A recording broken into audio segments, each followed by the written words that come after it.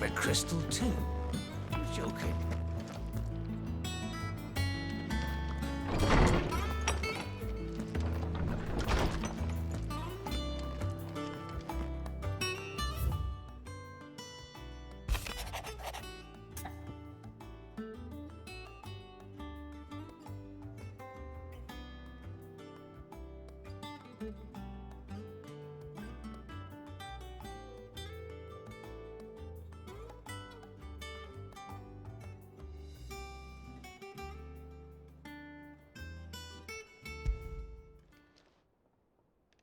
Hopefully it's nothing. But I should speak to Blackthorne just in case.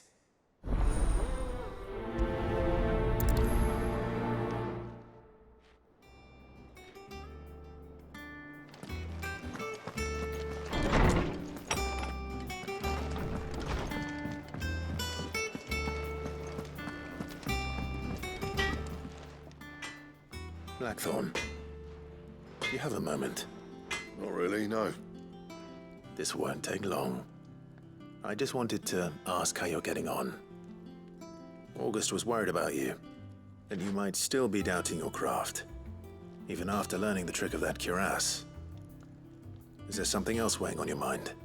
Perhaps sharing your thoughts might help. That bastard's like a dog with a bone. Still, he's got a keen eye, I'll give him that. He's just, well, Karen showed me something. Something I've never seen before. And that was? A sword. An odd-looking thing with a single-edged blade. The metal itself wasn't anything to write home about, but fuck me. The edge on it.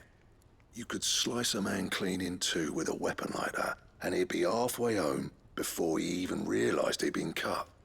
So that's what's troubling you? No. Not troubling me exactly. More distracting. Can't stop thinking, how do you get an edge that sharp? It's driving me mad. And if you knew how to do it, we could arm the curse breakers with even better blades. That's about the size of it, yeah. I'll see what I can find out. Sharper swords are always welcome. And we can't have our master blacksmith being distracted. You're a soft touch, you know that. But I can't say I'm not grateful for it. Good luck, eh? Thank you. Let's see what Karen knows about this sword.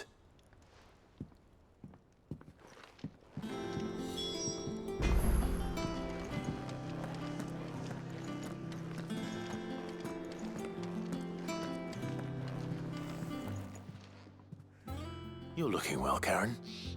What do you want? Out with it. I want to know about the sword you showed Blackthorne.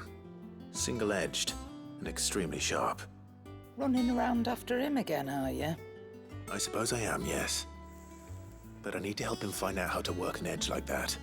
It's driving him to distraction. Little wonder, I suppose. There's not many like that make it as far as the twins, and those that do go straight into private collections. Which made it nice and easy finding a buyer. Can you tell me who bought it? Where is it now? You think I tell people who my clients are? Suppose you're not likely to go nicking him off me, are you now? Fine. If you stop mooning at me like that. Lord Ignac's the man you want. Dalmekian bloke. Collects weapons and the like. And he's got more money than sense, which is why he's one of my favourite clients. Reckon he'll still be at the inn in Dalimil, where I left him. Thank you, Karen. Oh, and he's a touch eccentric, if you take my meaning. I appreciate the warning.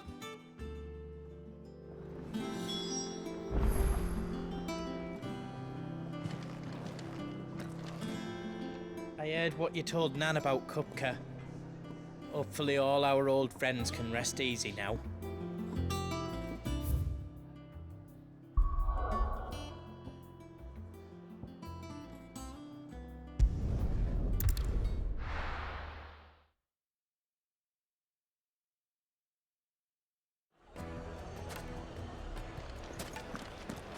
People take notice of wealthy men. Shouldn't be too hard to track down Karen's collector. The finest fabrics!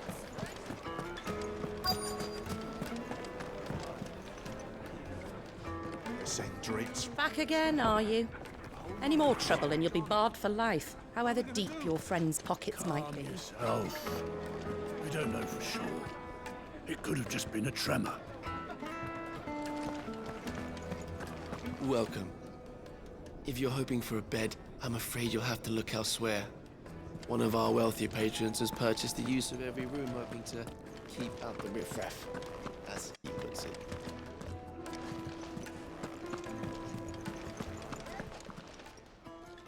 My reputation will be ruined! Ruined! Calm yourself, Lord Ignac, I beg of you, before you do yourself a mischief. Pardon the intrusion, but Out! Get out! I paid for these rooms so I wouldn't be disturbed. Leave me be! Please, allow me to apologize. His lordship is going through a difficult time, and he's never been fond of guests arriving unannounced. Radim! Get rid of the filthy oaf this instant! Very good, Lord Ignac. Would you mind stepping outside for a moment?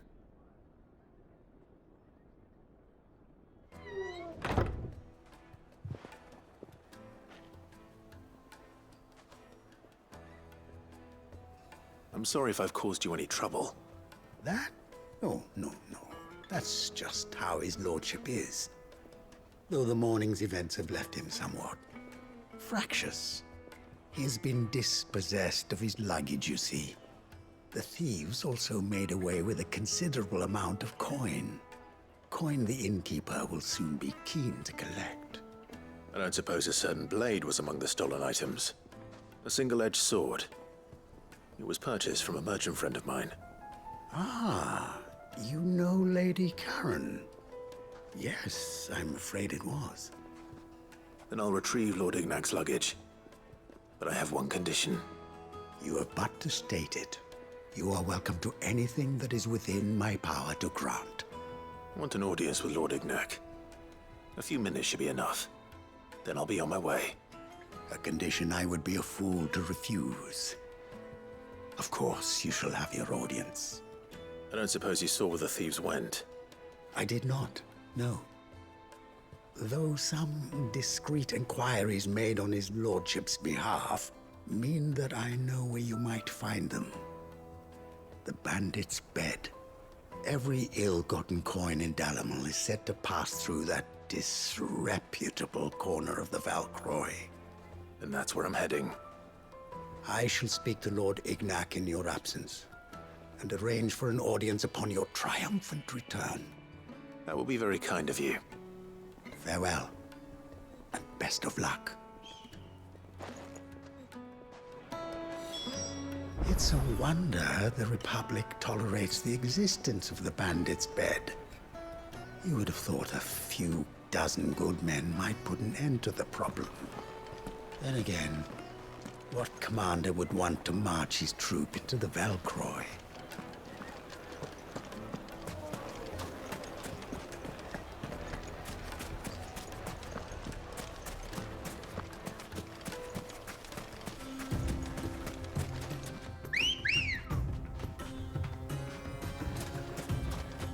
Let's go.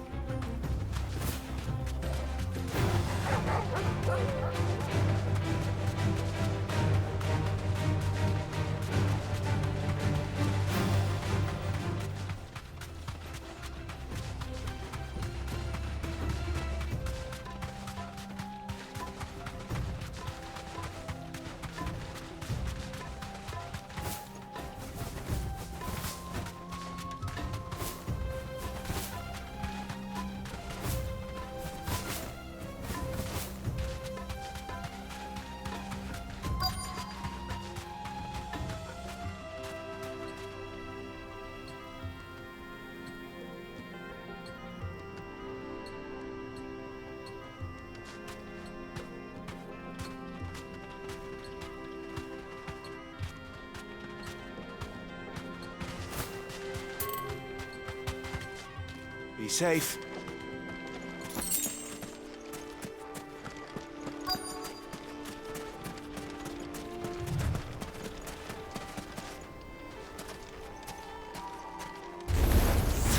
We've got company!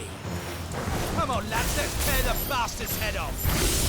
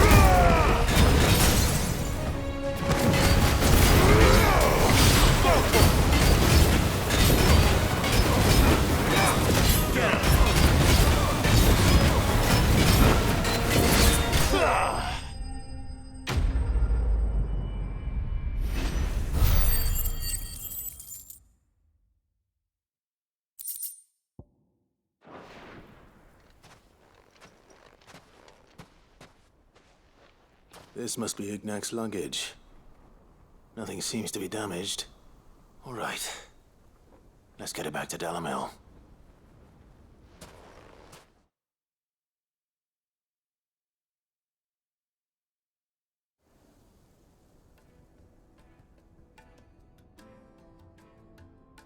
I hear I have you to thank for the return of my effects. What shall I call you, my good man? Wyvern. Glad to make your acquaintance. A formidable name indeed. Well, Wyvern, I appear to be in your debt. Redeem here tells me you wished for an audience. Is that all? A few moments of your time should suffice, yes. You're a peculiar fellow, Wyvern. All right, speak. Master Wyvern was wondering if you could tell him about a certain single-edged sword you recently acquired. Oh, a true work of art, that one. Karen drove me hard on the price, but I would have sold her Radim here to get my hands on that sword. It was made in the Outer Isles, far beyond the Twins, and is used exclusively by the practitioners of a unique school of swordsmanship. They believe no combat should ever exceed a single strike, and hone their blades to such perfection that none ever does. Each sword is made for that one perfect stroke, and for that stroke only. They crack upon a second blow. There's a brutal sort of beauty to it, really. But how do they hone such an edge? Fine question. Why, they use a whetstone, of course. Whetstones, rather.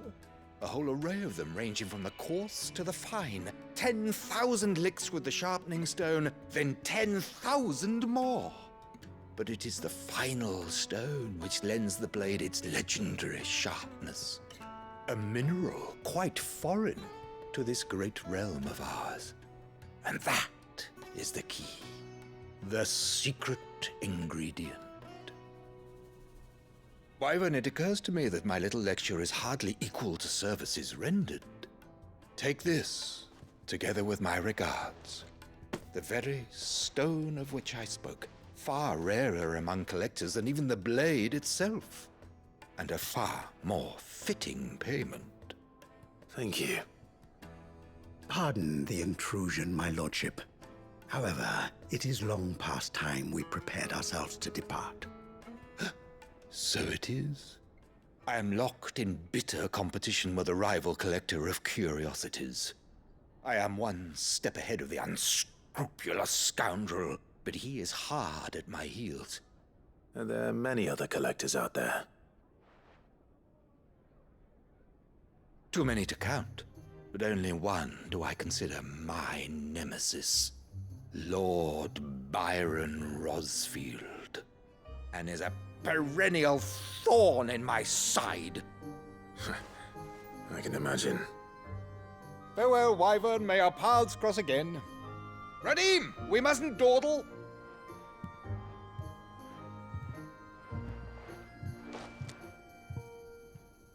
I think his lordship is rather taken with you, Master Wyvern. Thank you again for your assistance. Coming, my lordship. I'll be right there.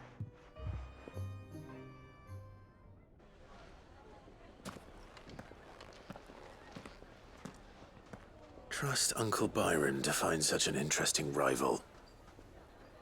Now, let's see what Blackthorne makes of this whetstone, shall we?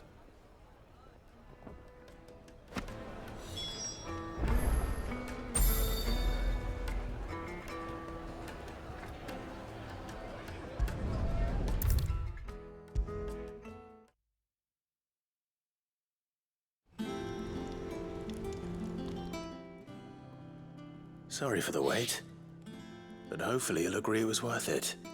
You learned something about that sword then? I did better than that.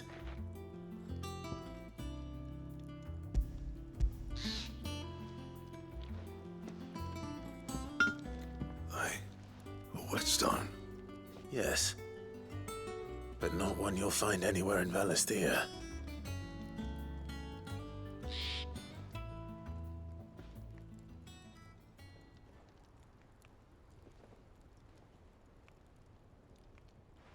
No wonder I couldn't get the same finish on the grinding wheel. One hit and all done, eh? Might not be so bad if all you ever fought were duels. But good luck on the battlefield. Your second opponent would be your last, no matter how good you were. Even so, is there some way it could be used to give the curse breakers an edge? I think so, yeah. With this whetstone and the right kind of steel, I could probably even make a twin of the blade that rattled me. But there'd be no replacing this little rock once I worn it down to a sliver. I reckon we get a dozen swords from it, if that. Swords that the curse breakers wouldn't know how to wield properly, and that would see them through a single fire piece. Nah, no point trying to copy that thing. Be about as much use as a wax anvil. But finishing our blades with a whetstone this fine, now that's something to consider. And what's finer than fallen masonry, eh? Or more hard-wearing, for that matter. Just imagine it. Good Valisthean steel with an edge as sharp as any found in the Outer Isles. I won't make a copy, nah. I'll make something much better. I'm sure the curse breakers will be delighted. Just don't push yourself too hard. Don't you worry about me, sunshine. I've been working day and night since I was half your age, and I'll still be here when you're long gone. Hey, thanks, Clive. I mean it. I owe you one, August too. It's good to know someone's looking out for me. He'll be happy to hear you said that. And I'll see that my debt to you's paid. First new blade I make's got your name on it. You come and find me when you've got the materials. All right? I will.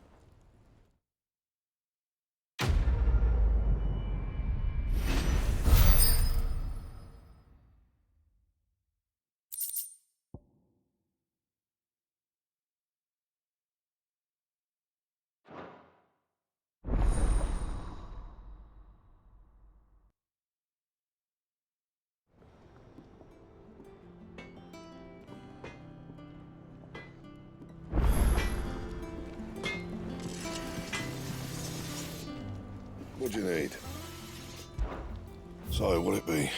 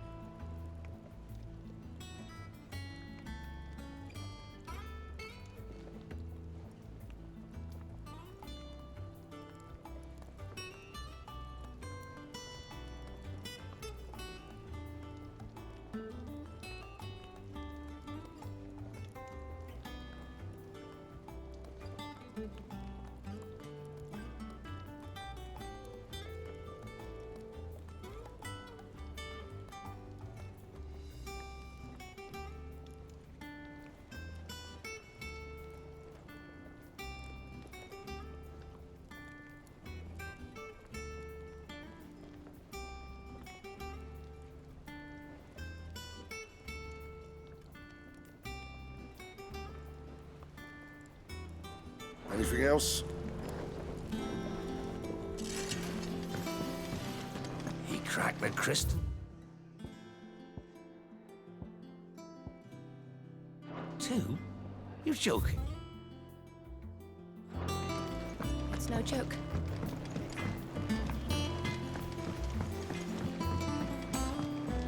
I went up to give some greens to the chocolate.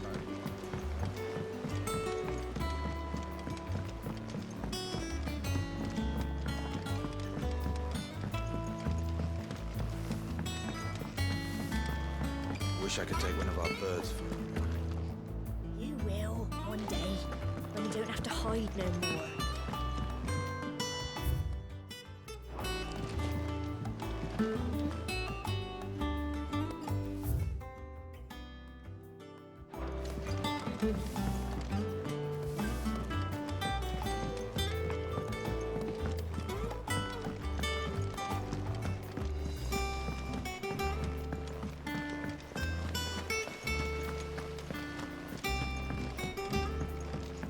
Think Maid might need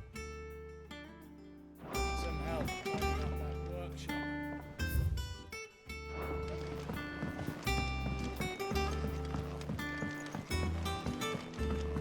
Well, that's it then. I'm buggered. Here, Sid. Reckon you might be just the man to help me out of a bit of bother, if you've a mind to. Let's hear it. Well, it's about this alembic the chief's got me making. Lovely bit of kit it is. Bung in a solution you want splitting, and it'll separate it out, just like that. Problem is, it won't always get rid of all the impurities. And with some of the stuff we need it for, that ain't good enough. Which is why I've been looking for something to filter the liquid we'll be cooking off. And that's where I was hoping you could help me out. I imagine Ty could get some use out of this alembic too. Distilling medicines and the like. All right. Why not? Proper job! So what exactly do you need for this filter? Nothing but bomb ash'll do, says the chief. Gave me a sample she'd obtained from the university stores. Couldn't believe my eyes. You pour the blackest blight water through it, and it comes out clear as a mountain stream. So, I did a bit of reading about where I might be able to get hold of some. And do you know what I found out? It's only the blimmin' bones of a bomb king. They leave them behind when they die, see? I take it that's where I come in. If you wouldn't mind. I saw a billet on the hunt board for one just the other day. Would have gone myself, but, well, fighting dirty great balls of flame ain't exactly my forte. You, on the other hand... All right. I'll see what I can do. Thank you kindly. And a good hunting, eh?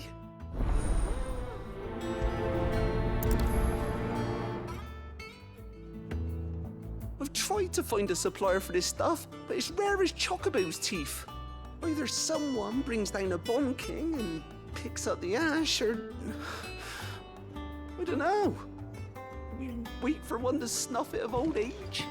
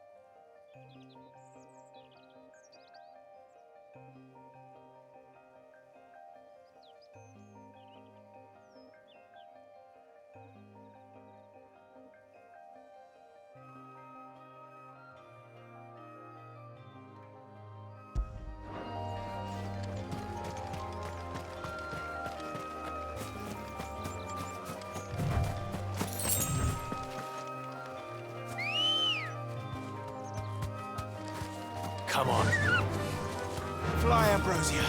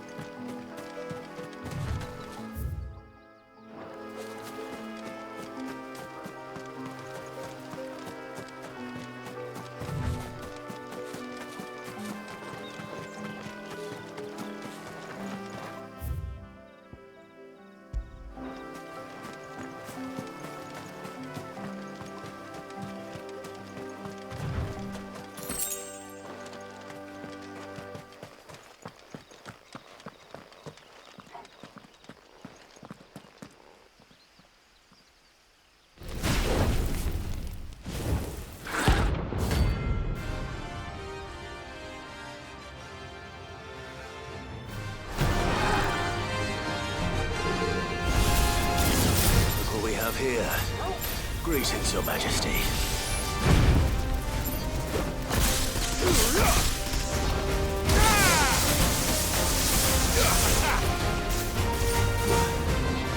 This one. Velkroy! Get him! Velkroy! This one.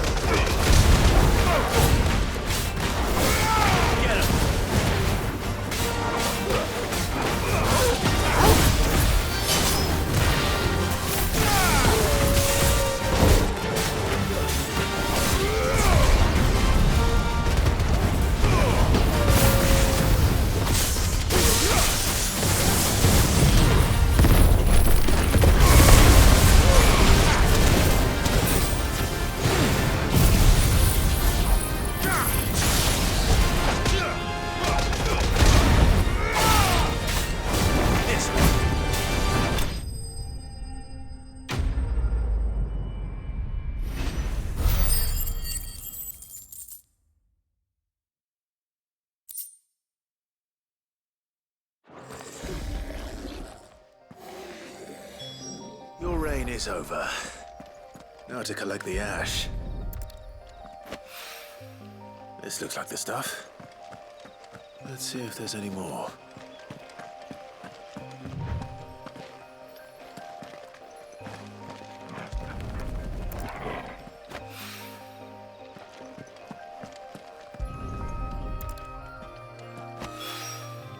That should do it.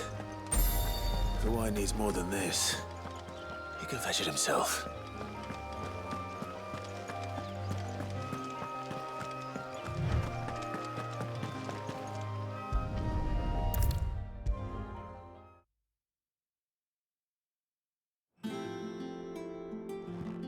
All right there, Sid? How's that hunt for the bomb ash going? I have it here.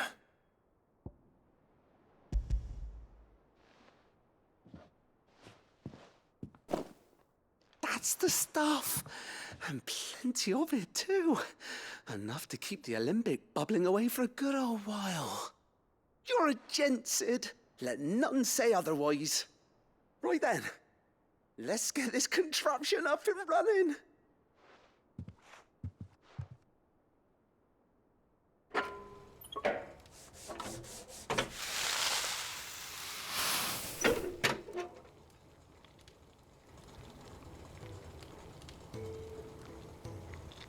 There we have it. The Telemon Alembic. And it works just like the chief said it would. Very impressive. Says the man who cut down a burning boulder. Speaking of which, I still haven't returned the favor. There's no need. The good it will do for the hideaway is reward enough. Don't be silly. Why don't you let me take a look at that bag of yours? The one you keep your potions in. Reckon I could work some magic on that, huh? What kind of magic? Well, we happen to have isolated a substance in our test run of the alembic that I reckon will make even the toughest leather supple as anything. Thought we might use it to breathe new life into old boots and the like. Save the hideaway a few gil. But I reckon if we slap a bit on your bag, it'll loosen it up enough for you to squeeze in a bottle or two more. Well, it can't hurt to try, I suppose. That's the spirit. Leave it with me. I'll only be a mo.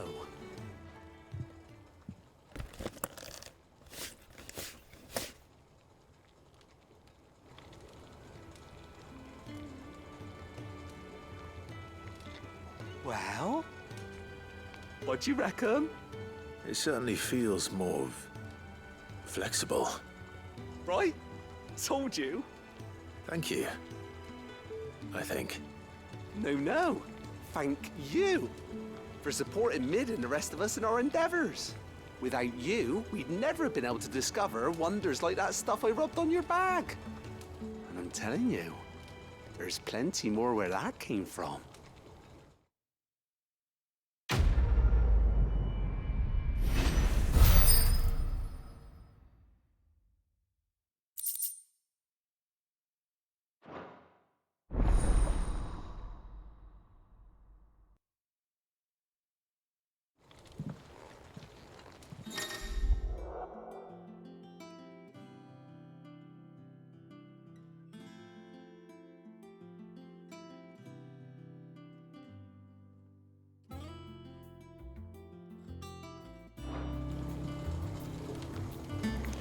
That leather loosener was only the first of the discoveries the Alembics gonna help us make. Just you wait, Sid. Just you wait!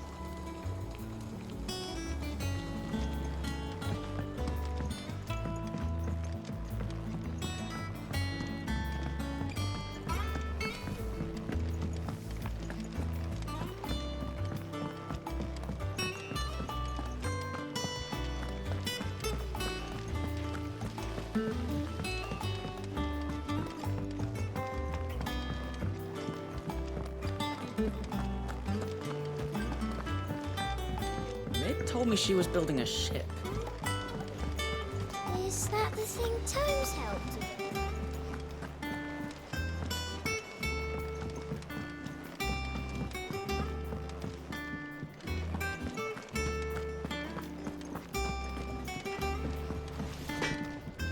Back, are ya? Not Sangfordian, do you?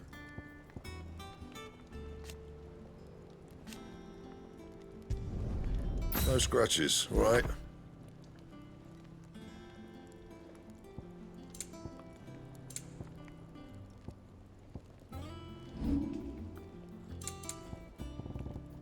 Anything else?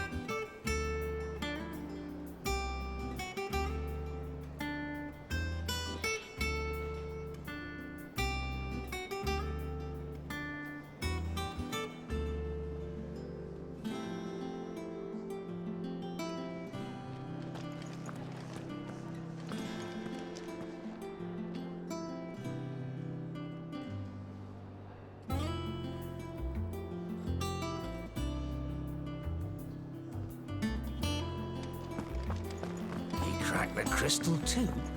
You're joking. It's no joke.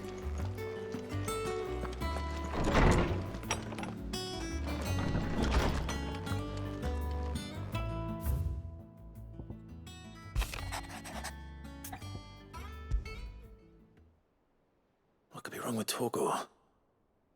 He seemed well enough when I last saw him.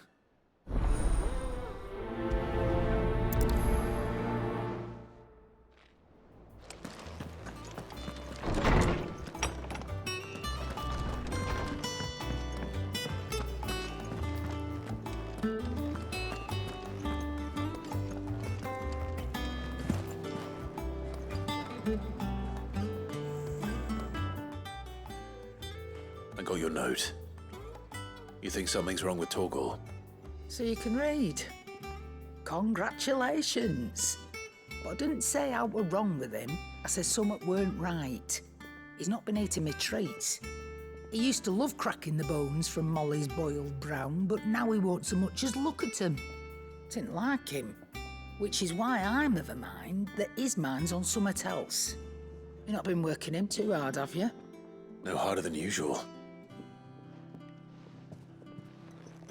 Is that it, boy? Do you need a rest? What was it you said he was? A frost wolf? That's what the lawsman seems to think. Then maybe this all has something to do with whatever it is that's woken inside him. I suppose things have been different since Rosalith. Perhaps Hippocrates knows something. Instead of everything, you mean? Perhaps.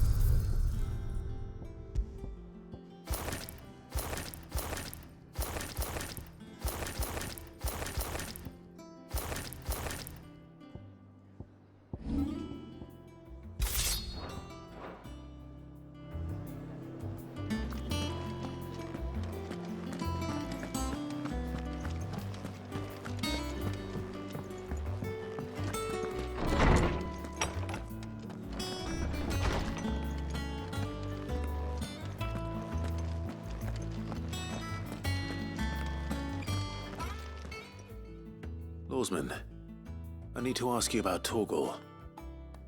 Something's not right with him. He isn't ill, is he? I don't think so. But according to Lady Karen, he seems to have lost his appetite, which is certainly a new development. She says he's hardly been touching his bones of late, and she believes it may have something to do with what happened at Rosalith Castle. I rather think she might be right, though not about his appetite. All canids are instinctively inclined to crack open bones for the rich marrow that resides within, and I see no reason why a frostwolf should be any different. Accordingly, I suspect it is not a lack of appetite that afflicts Torgal, but a surfeit of it. If we assume that his newfound magics require additional nourishment to sustain, it may well be that the bones Lady Karen is accustomed to providing are no longer sufficient. Frostwolves, after all, habitually prey upon far larger animals, whose bones may yield altogether different nutrients. As to where one might find a suitable substitute, some antelopes that graze the meadows of eastern Rosaria have been known to grow to a size more than double that of their lesser cousins. I don't recall ever seeing any that large. And little wonder. The oldest and largest such creatures rarely leave the safety of the highlands for fear of predators. The last elder antelope sighting I recall hearing about took place near Cressida, and that was long before the village was abandoned. Even so, it seems like a good place to start. Good hunting, Clive.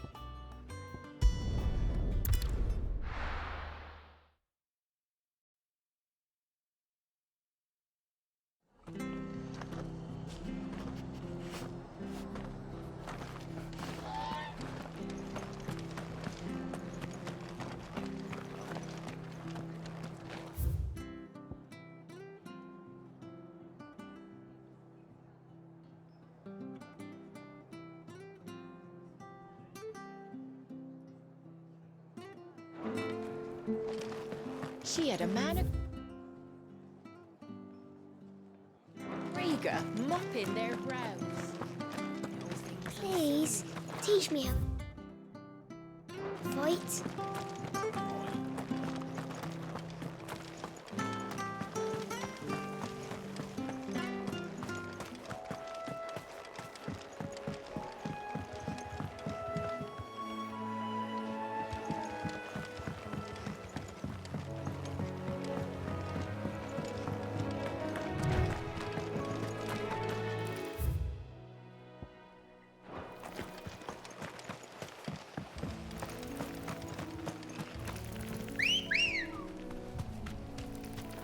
Ready, go?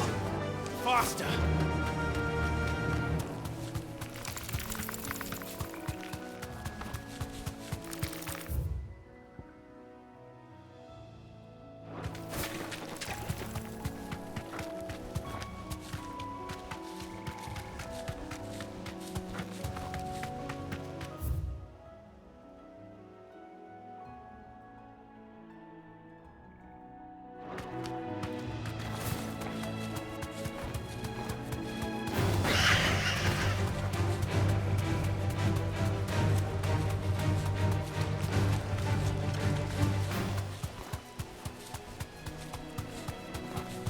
is certainly quiet. If I were a giant antelope, it would seem like just the place.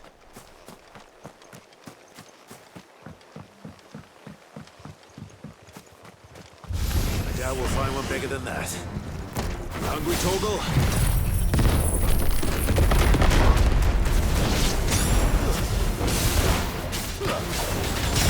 This one.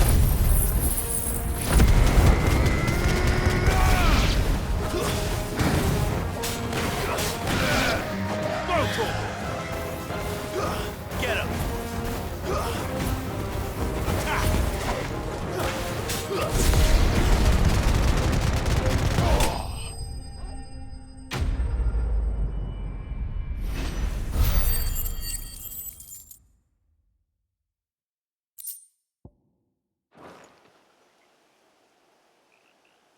Now,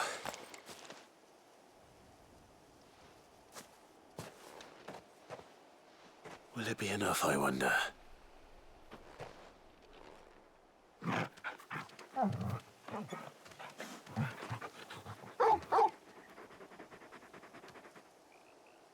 I say that answers my question, which means we owe the lawsman our thanks. You're just a big puppy, aren't you? A very big puppy.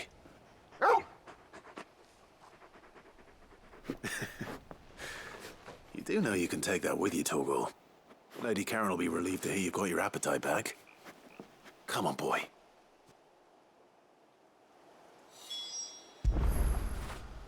That'll feel good, boy.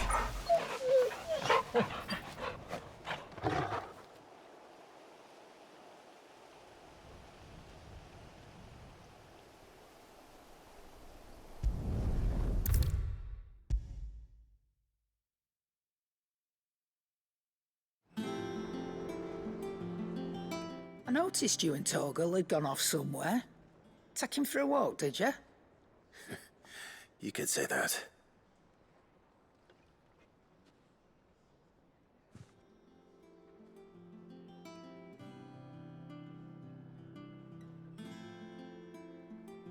So, Molly's leftovers weren't good enough, eh? That'll teach me for treating you like you're still a pup. All right, no need to shout. Now we know what you're after, I can see about getting some in. Speaking of which, I brought one for later. Can I leave it with you?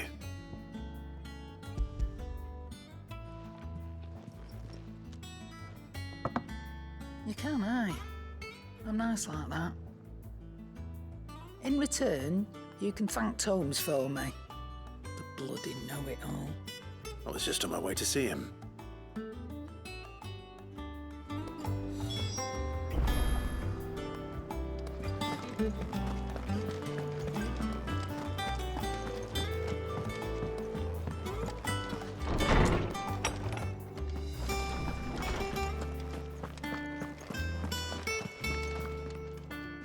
Ah, Clive.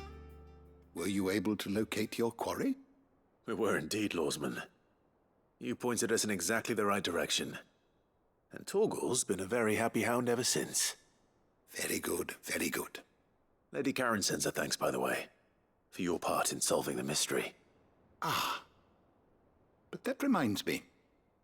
After your last visit, I found myself pondering Torgal's talents. Do you recall our conversation concerning Lady Jill's role in Torgal's transformation? About how she somehow woke the power within him. Precisely that. A reasonable conclusion, I thought. But one which raised certain questions in my mind. You see, the Fenrir of legend served Shiva and Shiva alone. And while the powers attributed to him are certainly impressive, the records imply they are somewhat different in nature to those you described Torgal as having used. What are you suggesting? That Torgal may be the beneficiary of more than one icon's power. Consider that in addition to Lady Jill, he has served as a loyal companion to you, your brother, and even the late Cid.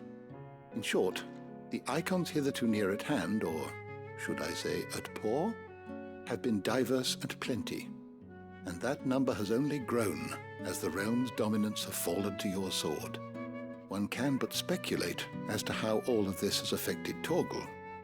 He has seemed more fierce of late. And if I am not mistaken, he will grow fiercer still. We are fortunate indeed to be able to count him amongst our allies and not our adversaries. Oh, he's more than an ally. He's a friend.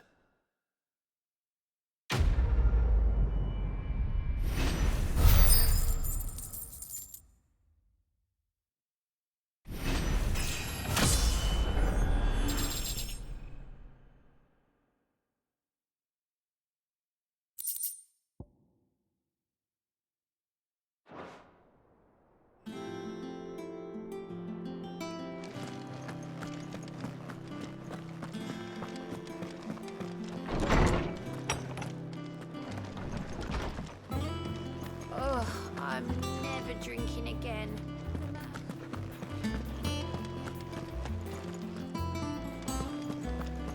He cracked the crystal too? You're joking.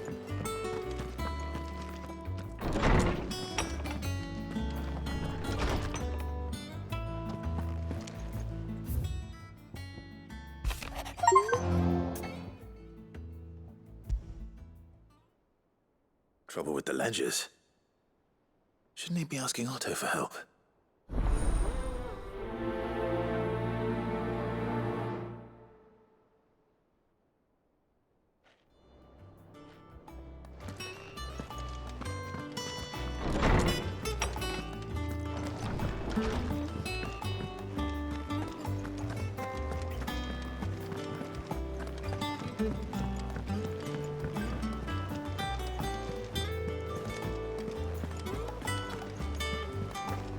Is that the thing Tomes held? Mid told me she was building a ship.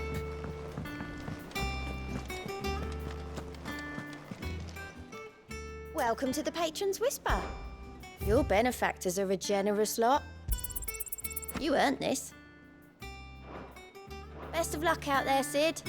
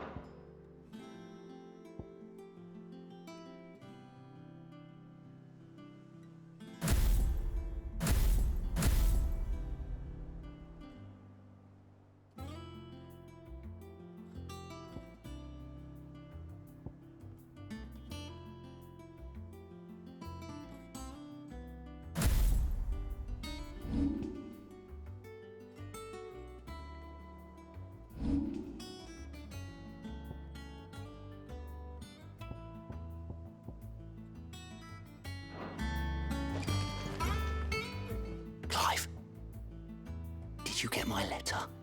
That's why I'm here. Shh. Otto might be listening. Is this better? A little. Listen, I've some bad news. It turns out the hideaway may be slightly behind in its payment to certain lenders, and it's maybe my fault. But I swear to the goddess, I thought I had the numbers square. Sadly, that square turned out to be more of a circle. 0, you might say. I can straighten it out, I swear, but it's gonna take some time, and I'm gonna need help keeping it from Otto. Bit late for that, I'd say. There you are! What a surprise! So let me get this straight. You forget to pay our lenders what they're due, and instead of coming straight to me, you get Clive to come to you. And I hope he'll dig you out of the hole you've dug for yourself. Clive, the man in charge of the place you've been cheerfully trying to bankrupt. And you thought this was a cunning plan. Why? Well, who needs paying? Oh, just Martha. And the dame. And, well, Lady Karen. But only 500 talents. We owe 3 of our most trusted friends 5 million gil. Each. 5 million each. They lent us the bulk of the money we used to rebuild the hideaway, you see, and, well, I must have made some sort of oversight. Those ledgers were my responsibility, and it was my decision to entrust them to you. This is my fault. Do we have that much to hand? I can always ask my uncle. No, we don't. And no, you won't. We've lightened Lord Rosfield's purse enough. After the king's ransom we had off him, he deserves better than to see our begging bowl. Besides, we'll need to learn to stand on our own if we're gonna make this work. All right. But that doesn't mean you have to shoulder the burden yourself. Is there anything I can do to help? There might be. How'd you fancy taking these to Martha and the dame? Rocks. Rocks, he says. Worth 1,000 talents apiece, these are. A little something Sid and I set aside for when times got lean. And I reckon 15 million in overdue debt probably qualifies. I just hope our associates' eyes are a bit more discerning than yours. I'm sure there will be. Should be me making the rounds, really. But you know how it is with this place. Orders to bark, arses to wipe, and all that. I know. Which is why I don't mind going in your place. Go. Do you know why I only gave Master Clive here 2 star rubies? Because you'd rather Lady Karen killed me. Because I'd rather Lady Karen killed you. Yes. Well, I suppose this is goodbye then. Don't worry. I'm sure Karen will understand. Really? Do you think so? No, I don't.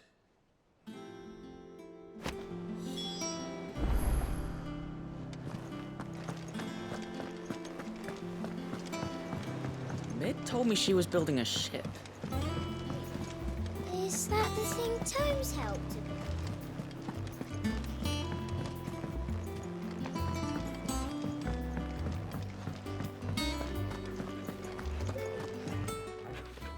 Well, don't just stand there gawping. If you're gonna buy something, be quick about it.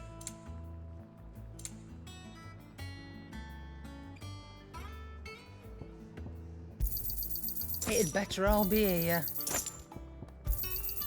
You're rubbing me blind, you know.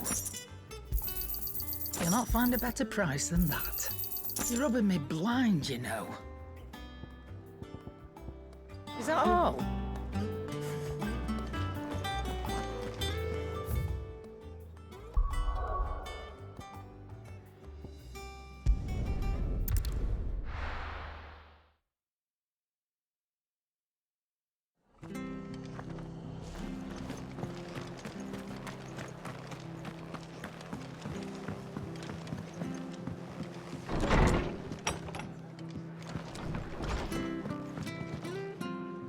Clive, we weren't expecting you. I wasn't expecting to be here, but it seems we still owe you a considerable amount of coin for your help with our rebuilding efforts. And though I doubt it's what you were expecting, we were hoping you'd take this as payment.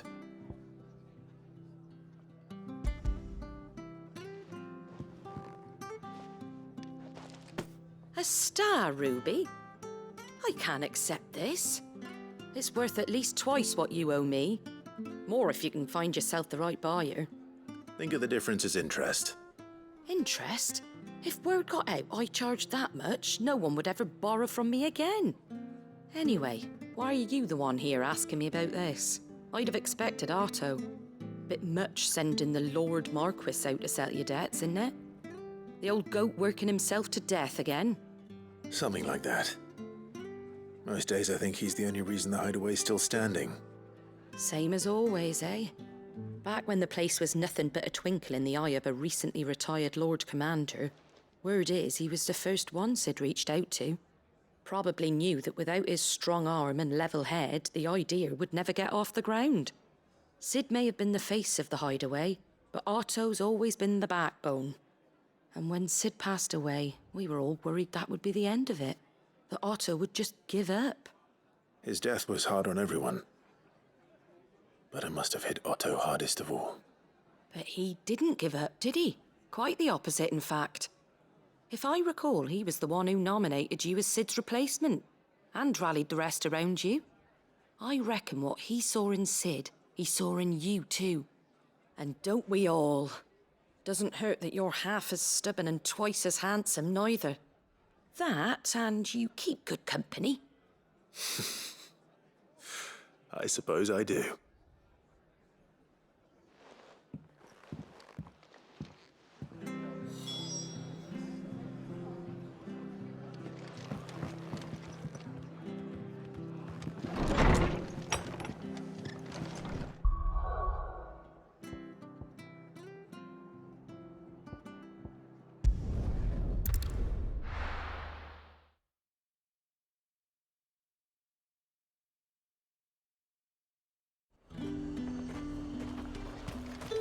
There's talk that the glass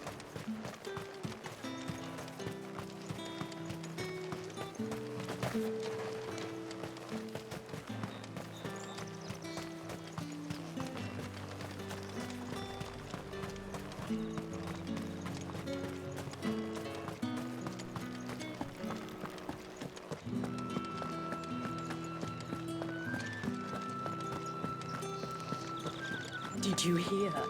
The gates to heaven. I want to see. It's all right.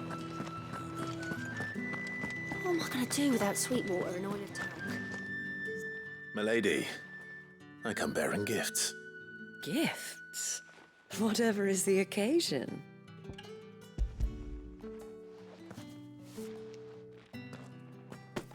Oh my. Clive, you really have outdone yourself. Otto asked me to give it to you. To settle the hideaway's debt with the Veil. And to compensate you for the time it took us to do so. You disappoint me, Clive. I thought you might finally be warming to me. Tell Otto he can keep his baubles. I tried to tell him as much the first time around. The man owes me nothing, nor does the hideaway. My contribution to the restoration effort was made freely and willingly. It was the least I could do. You once told me Sid did you a kindness. I'd like to do the same. Please, accept it. For my sake. And for Otto's. For all of us. For all you've done. It is rather fetching, isn't it? Very well. Otto is lucky to have you, Clive. I doubt anything could ever replace his son. But you and the others at the hideaway are the closest thing he has to family. Otto had a son. Long ago. Yes. Sid told me Otto lost him when he was just a boy, and blamed himself for not being able to stop it. I don't know how it happened, whether there was anything he could have done, but it was clear that it weighed heavily on him. I didn't know. How could you have? I doubt anyone did. Besides Sid, I've never met a man more keen to bear his sorrows in stoic silence. An ill habit, given that both have always been surrounded by friends desperate to help them. I'm beginning to see that.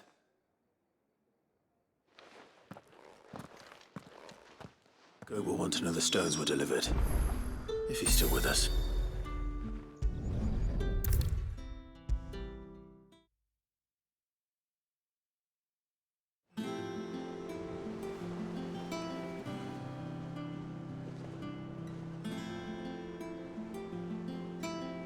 Goat. Still alive, I see. So Lady Karen accepted the ruby. Ah, about that. I tried my best, but she was just too stubborn to take it. She threw it right back in my face, in fact, and told me I could stick my stupid stone where the sun don't shine. Karen refused payment. I hope it wasn't something I said. I'm sure you were as tactful as ever. Let me see what I can do. Oh, wonderful. I hope you have better luck than I did.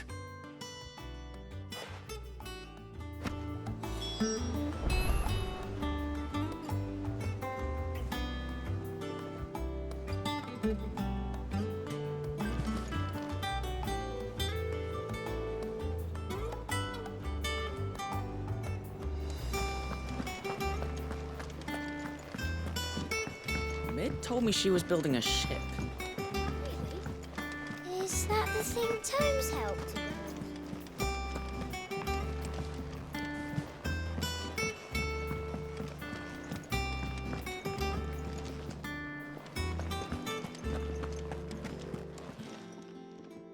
Lady Goat tells me you weren't happy with our offer. Would you prefer the debt was repaid in coin? What debt? I don't recall lending any of you lot me hard-earned gil. I may have tossed a talent or two in the Hideaway's coffers, but those were donations, and you can hardly call it charity if you go asking for it back. Of course not. But one good turn deserves another. And our circumstances have changed. Surely you wouldn't shun the gratitude of a pauper who happened to have become a prince. Oh, so you're a prince now, are you? Fine. But I'm selling it and taking what I'm owed, then you're getting the rest whether you like it or not.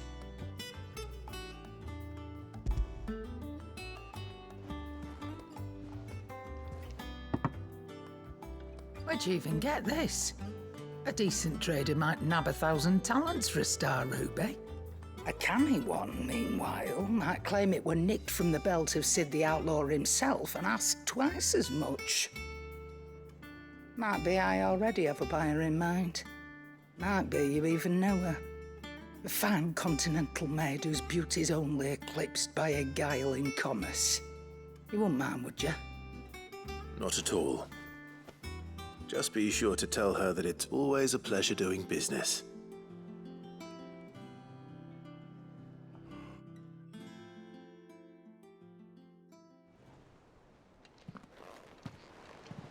I hear you ended up delivering all 3 stones. Thanks to this lump. I sometimes wonder what I pay you for. Speaking of which, I still haven't been paid last month's wages. Oh, so you remember what's owed to you then? Get your ass behind that disc of yours and don't get up before those ledgers are square. Right away.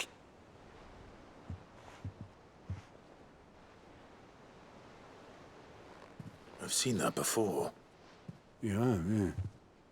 Plenty of times. It was the only goblet Sid ever used.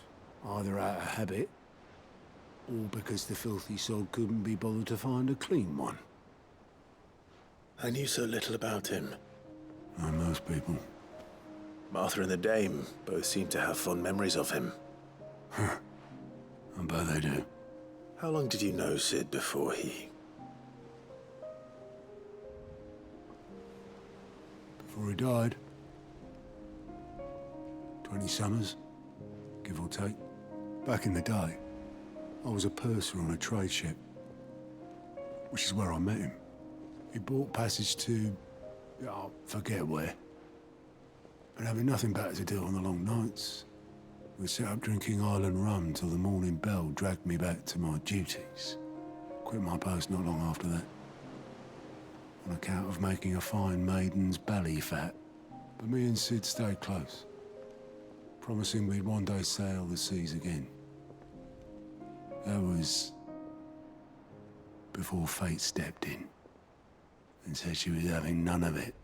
The magic woke inside my son soon after his first name day, and there was no hiding his knack. Couldn't you and your family have... My family were the ones who summoned the constable, wanted the monster taken away. I couldn't turn my back on him, forget what I felt, and I couldn't for the life of me understand how they could. Luckily, Sid was of the same mind as me. It was him who stood beside me when all I wanted was to tear the whole world down. Him who cried for me when I had no tears left of my own. Him who swore he'd do everything he could to stop it from happening again. And he was true to his word, too. Left the Royal Army once and for all. His ranks, his ribbons, gone. Just like that. Threw away everything he had. All to right a wrong that no one else had the courage to face. I knew then I'd follow that man to the ends of the earth.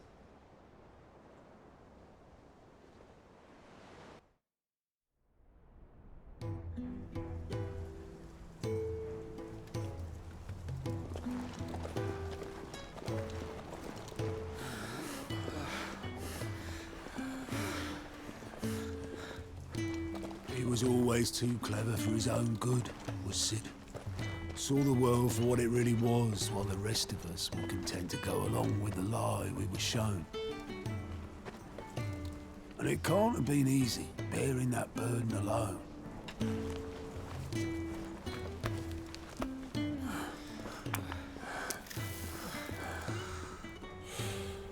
But he didn't let it stop him.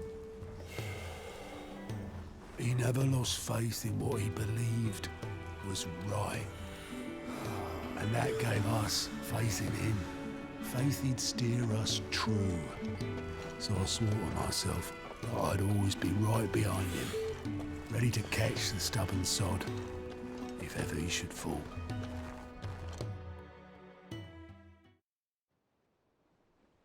But I couldn't even do that.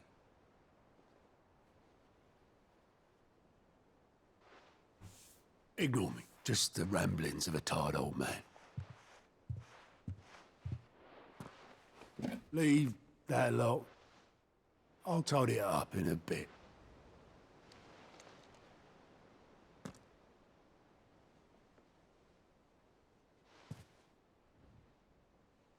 This is Sid's handwriting.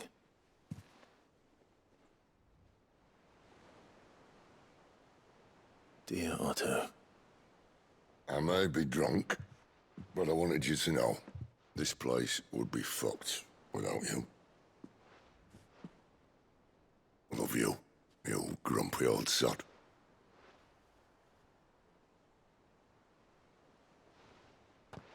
This note. Hmm? What about it? Sid was right. Without you, we'd all be lost.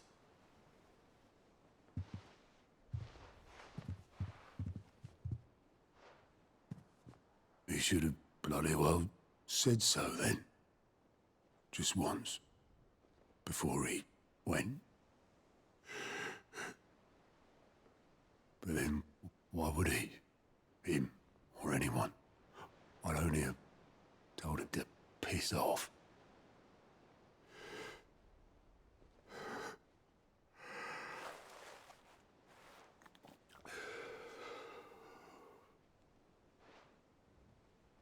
You're wrong, though. Both of you. It was never just me keeping the hideaway afloat. It was all of us. I just shoved people in the right direction. I barely seem to be able to do that anymore.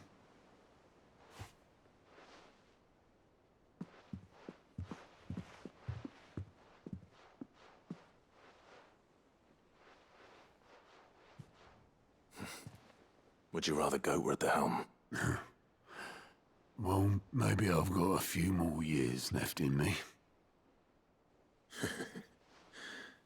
I'm going to hold you to that, Otto. Before you go, Sid would have wanted you to have this. But that's... This'll do me just fine.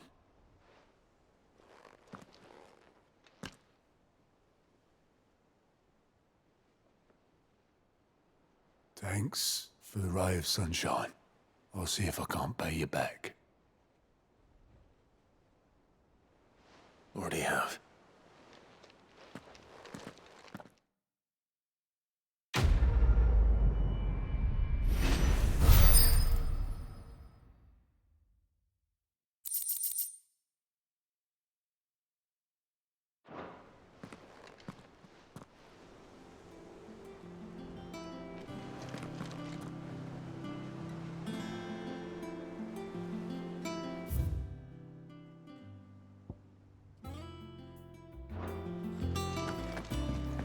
Mid told me she was building a ship. Really? Is that the thing Tomes helped with?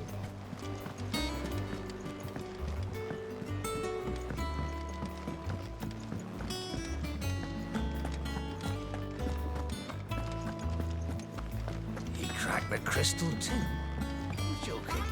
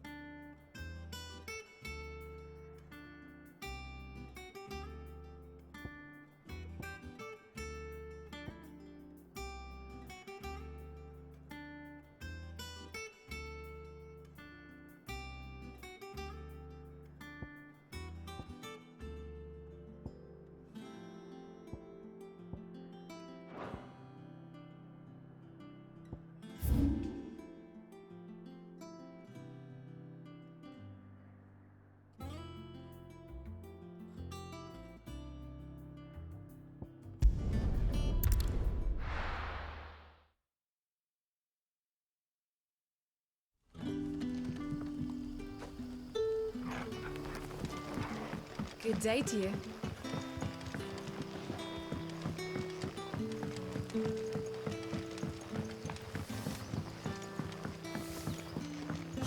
The crystals we get from the tail are all but worthless.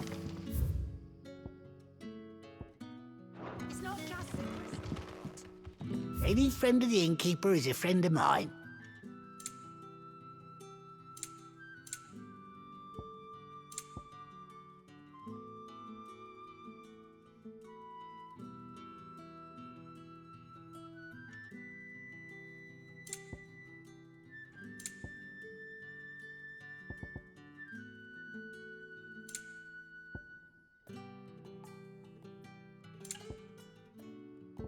Good day. We are to dig a new cellar. Ah, Clive. Your timing is exquisite, as always. I have a concern which you may be able to assist me with. Go on. There are whisperings afoot of shadowy figures having been sighted outside the village. Rustlings in the undergrowth. suspicious noises. My people fear that they are being watched. It may be no more than a surfeit of nerves, understandable in the current climate, or it may be the prelude to something altogether more dangerous. Given what I hope you'll forgive me calling your nose for trouble, I wondered if you might investigate. Of course. Excellent. You might begin by speaking with the good citizens of Lostwing. Listen to their tales, and make what you will of them. All right. I will.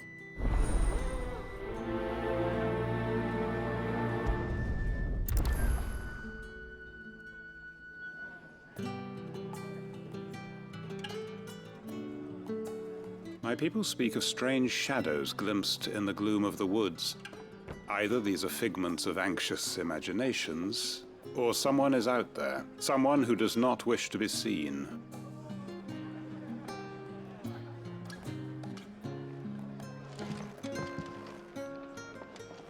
Right.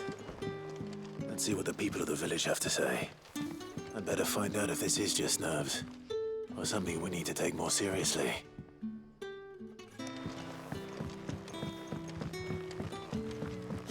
The crystals we get from the tail are all but worthless. You alright, Sid? Something on your mind? There is actually. Can I ask you something? Quentin tells me people have mentioned shadowy figures out in the woods. Have you noticed anything unusual? Oh, that. No, sorry, can't help you. I heard the rumours, mind, from the lads working over at the vineyard, but none of them has seen anything either. All right. Thanks anyway. Don't know who the lads heard the story from, but it's going all around the village. Shadowy figures lurking in the woods that disappear as soon as you spot them. Oh, it's enough to send a shiver down your spine just thinking about it. It's all but spent. You're quite talented with that rod of yours. I've caught my share with it, as did my grandfather before me.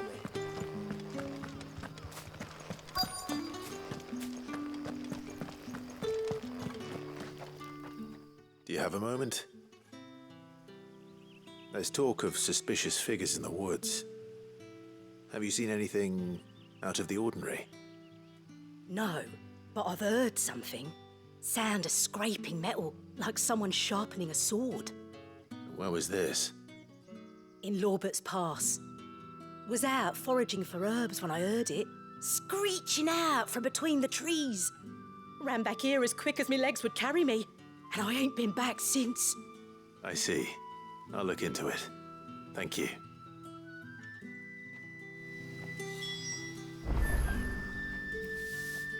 I was in Lorbert's Pass when I heard it. Sounded like someone whetting a blade.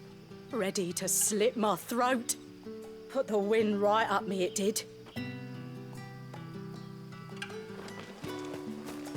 Seems Lorbert's Pass is our best bet then. What do you say, Torgal? Shall we go and investigate?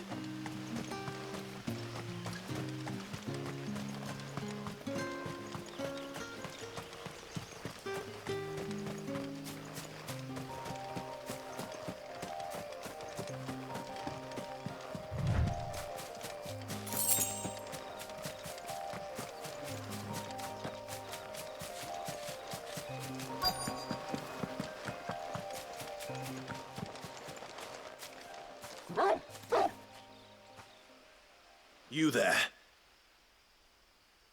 Fuck! He's seen us. Get them before they escape! Black Shield. Here. What the hell are you doing here? What is it to you? Not that we give a damn. All that matters to us is that you don't leave here alive.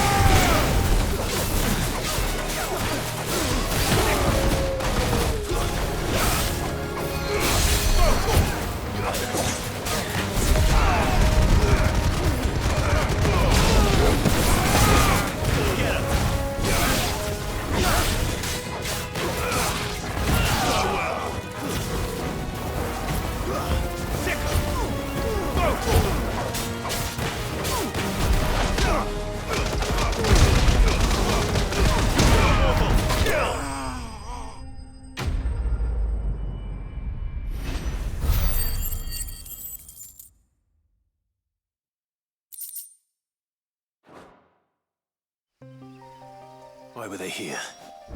Were they planning an attack on Lostwing? I need to warn Quentin.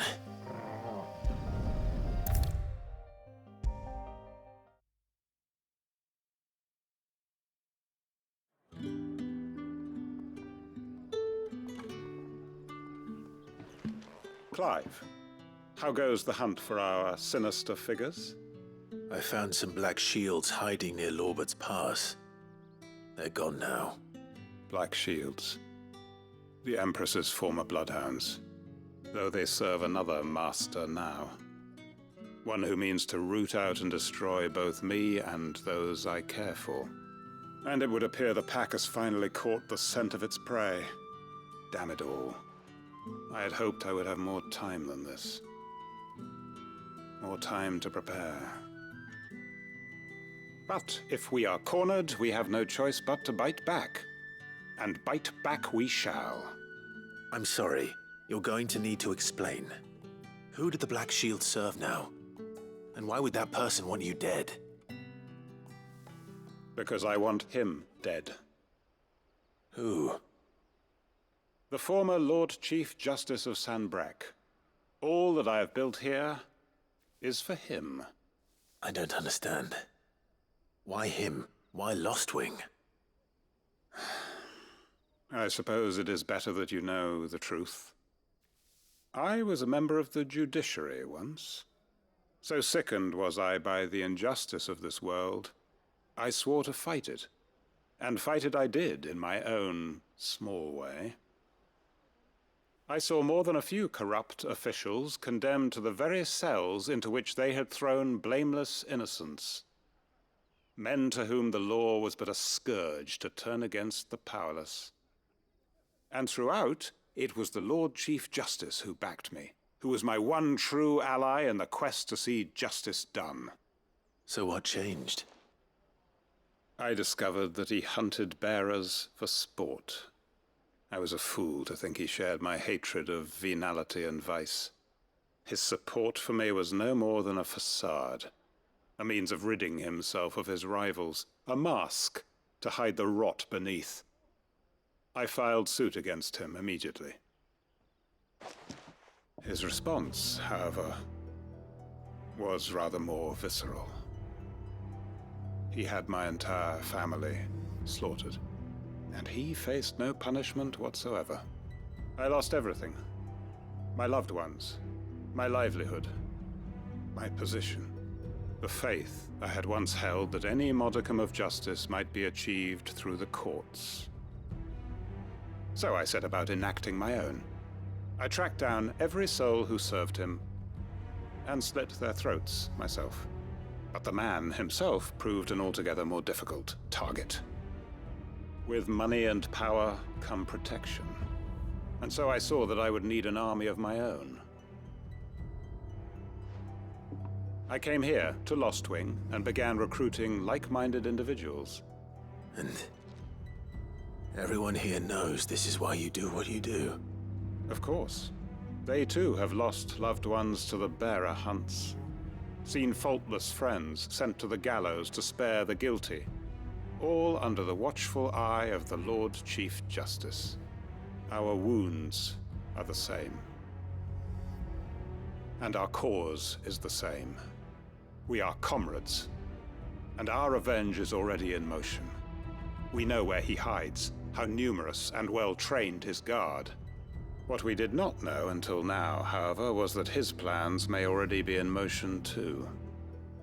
Quentin. Our time is short.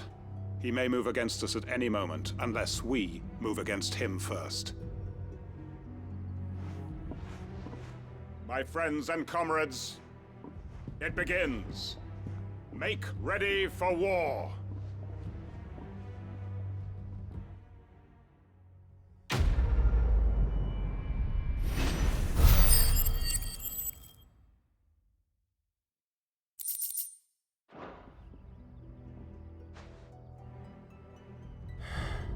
I'm not going to change his mind.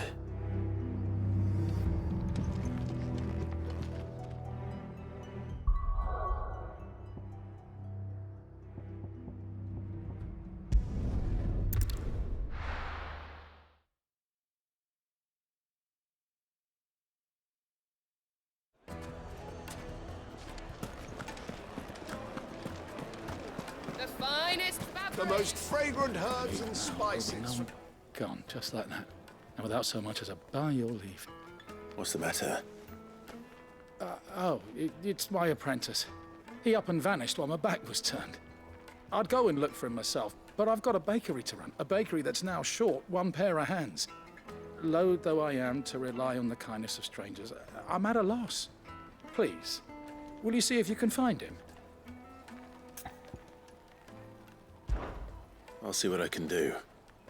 Do you know where he might have gone? I wouldn't be surprised if he was off somewhere mooning at Drake's Fang. He used to work there, you see. Poor fool left his heart in its hollow. All right. Then that's where I'll start.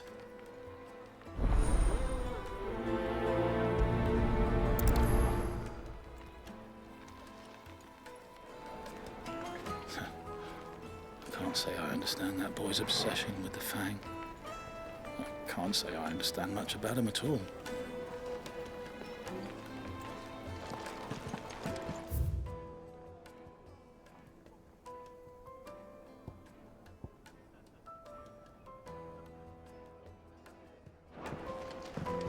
Oh, where did all the men drop go? Made from the stoutest stoneware.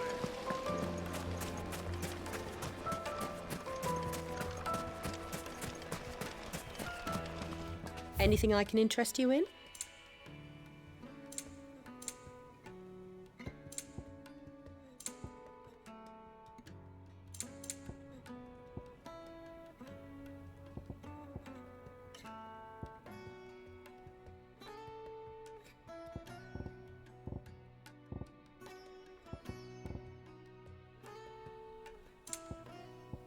Go with Gilbert.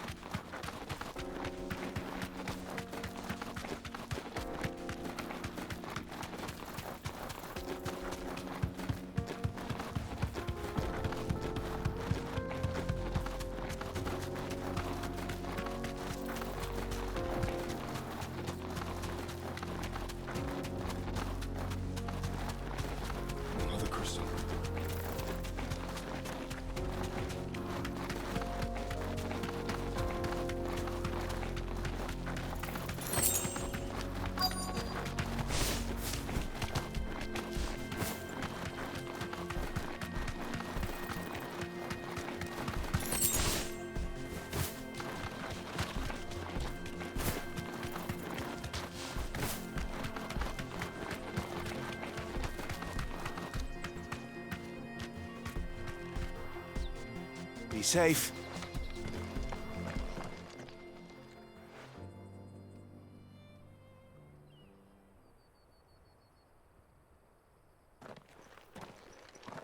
Excuse me. What do you want?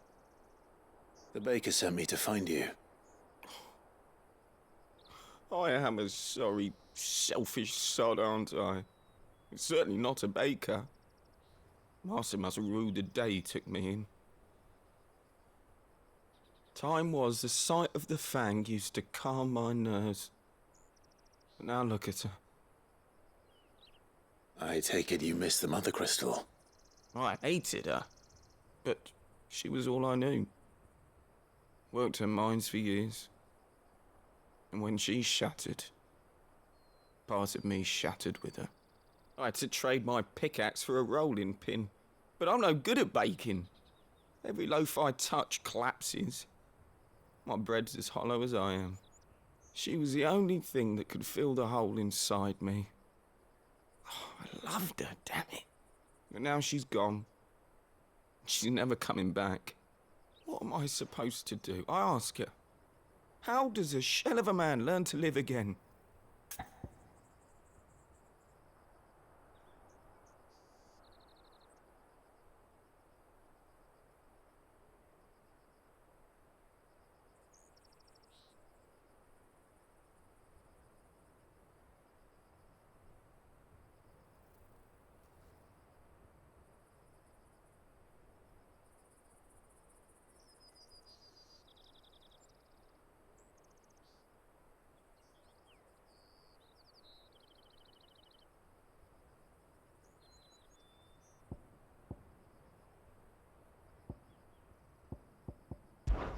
Perhaps you could express yourself in your work. If you miss the Fang, maybe you could recapture it somehow. Recapture it? I'm a baker, not a... You know, you might just be right. What a fool I've been! I have to get back to the bakery right away. Thank you. Thank you, my friend. You've opened my eyes. Wait.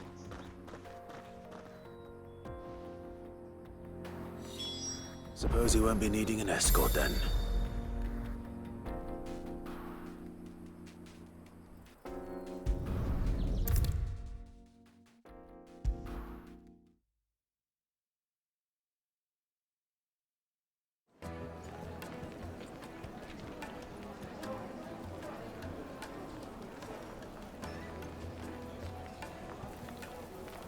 Ah, there you are. The man who lit a fire under my wayward apprentice. Though I worry you might have stoked the flames a little too high. He damn near ran me down trying to get to my oven. Master, it's ready. Behold the Drake's Balm. A truly unique creation. I dare say it is. Just look at it. A perfect likeness of the Fang herself. Her steepled peaks, her fulsome spurs, her inviting hollow. True, my loaves collapse more often than not, but what's the Fang without her crater? Why, no Fang at all. And look, inside. She's filled to bursting with a bounty of beautiful crystals. Salt crystals! Master, I have found my purpose. I must use my work here to preserve the memory of the Fang. Well, if it tastes half as unique as it looks, I'd certainly say you're onto something. Not only is my apprentice back, but he's finally pulling his weight. With any luck, I might even have a new delicacy on my hands. I don't know how you did it, but you have my thanks.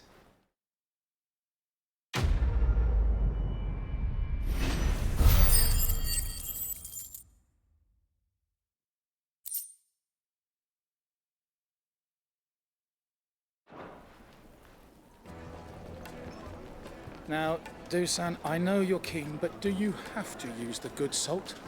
Leave some for the rest of us. Sorry, Master. I'll go and get some. Oh.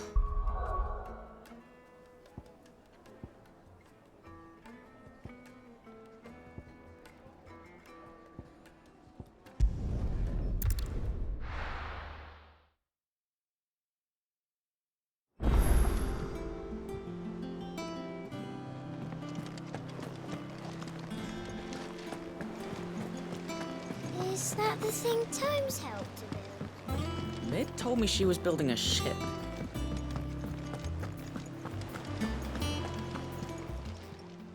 Welcome to the Patron's Whisper. Here's everything we've received and everything promised. Best of luck out there, Sid. Fancy a look at the list, do you? Anything catch your eye?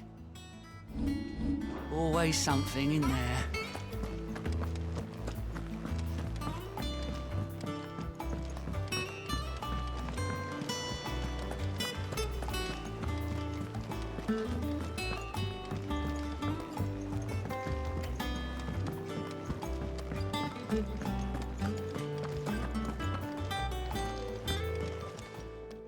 Is it business or pleasure? If you're gonna buy something, be quick about it.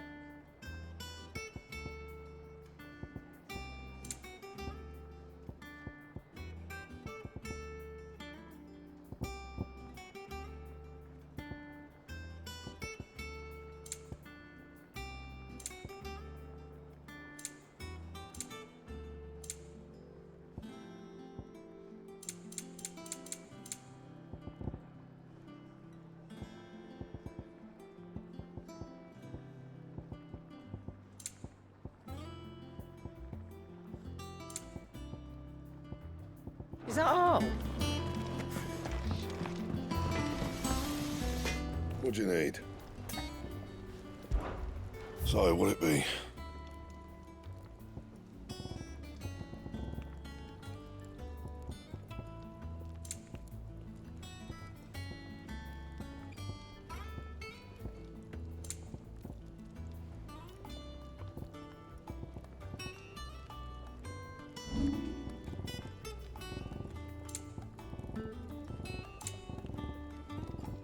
Anything else?